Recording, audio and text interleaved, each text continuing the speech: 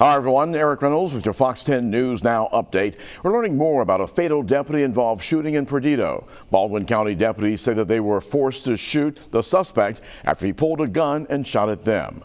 The suspect has been identified now as 50-year-old Ronald Flowers II from Bay Minette.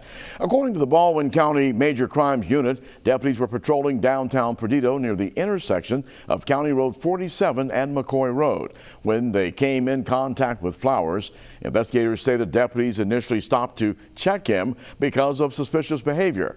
It's now the third shooting incident in Perdido in just the last 10 days. That is some residents there very worried, but investigators say that that's all coincidental. I know that the community here is probably a little bit concerned. I will say they're completely unrelated. One was more of a domestic issue. This was something where you have a guy who produces a gun and shoots at a deputy. Investigators say Flowers was a convicted felon and should not have been in possession of a gun. The deputies involved are on administrative leave until the conclusion of the investigation. A heads up if you were planning on heading to the Mobile County Health Department's COVID-19 testing site at the Festival Center. Officials say that the site on Airport Boulevard is now out of test kits. No word yet on when more will be available. Now, officials are encouraging folks to take advantage of other testing sites across the area and/or sign up for the federal government's self-testing kits that can be delivered to your home. Meantime, so far so good with the federal website to offer free at-home COVID tests. Many people now taking to social media to talk about how easy it was to order using covidtest.gov. The kits should and could take up to about 12 days to ship after ordering and should be going out by the end of the month. For now, households will be limited to 4 each. Health leaders across the United States, meantime, working to rein in the COVID-19 surge. Officials say that the daily average of new cases is still very high, just over 700,000. And they're also warning the public to expect a big surge in COVID-related deaths over the next few weeks as Omicron works its way through vulnerable populations. Officials say that another major concern, the rising number of COVID exposures in schools. Now, some have already opted for remote learning. Most school districts are insisting on keeping their schools open despite the growing staffing shortages.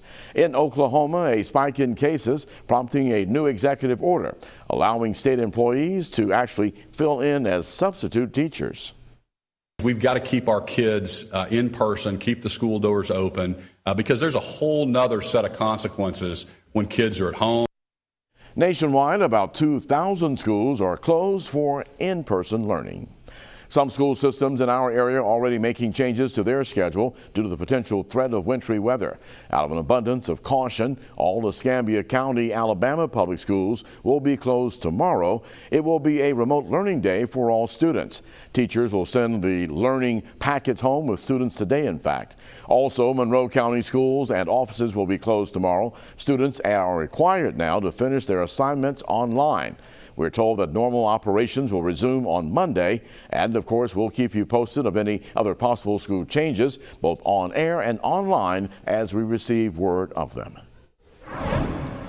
I'm meteorologist Michael White with your Fox 10 Storm Track report. This is going to be a day where we see temperatures flip-flopping, going from a mild start to a cold midday and frigid afternoon. You can see a big batch of rain is working its way gradually to the south and to the east, and that rain is along the approaching cold front. So this morning, early before 4:30 around the I-10 corridor, it is a mild morning, but it is going to be a very wet mid-morning. So that means if you're going to be traveling after 6 a.m., expect very slick roads out there. We will see a lot of this rain moving out by lunchtime, but that's when the blustery cold air begins to take over. And then when we see this rain moving offshore in the Gulf, the possibility of a low pressure center in the Gulf moving ashore could bring a few more showers to the area by the time we get to Friday night and early Saturday. Here's your weather headlines as we move in throughout this morning. Rain likely. It's going to be very wet with temperatures falling. As we hit the afternoon, it's going to be very cold and very windy. And as we look ahead, we are expecting to see frigid air